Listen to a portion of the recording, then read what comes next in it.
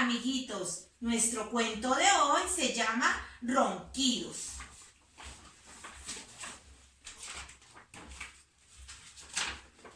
Todo estaba en silencio en la granja.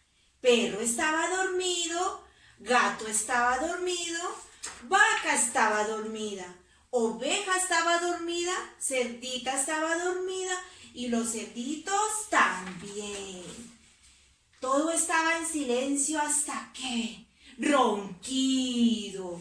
Y gato se despertó, vaca se despertó, oveja se despertó, cerdita se despertó y los cerditos también. Ronquido. Era tan ruidoso que nadie podía dormir. Ni gato, ni vaca, ni oveja, ni cerdita, ni los cerditos también.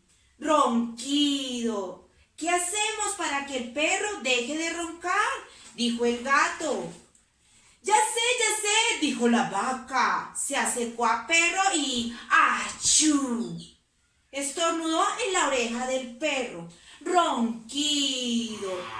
Ya sé, dijo oveja. Y oveja se acercó a perro y ¡bu! Gritó en la oreja de perro. Ronquido. Ya sé, dijo cerdita. Y cerdita se acercó a perro. ¡Jejejeje! Gritó en la oreja de perro. Y todos los cerditos también. ¡Jejejeje! Ronquido. Ya sé, dijo gato. ¿Por qué no le contamos?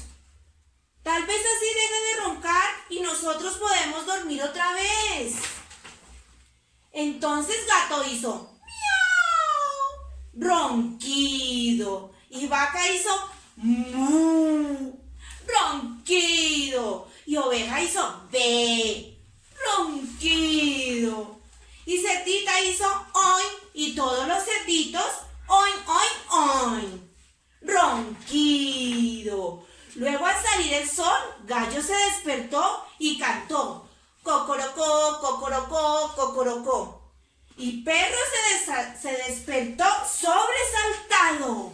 Se fue corriendo por el camino y después de un sueño tranquilo y reparador.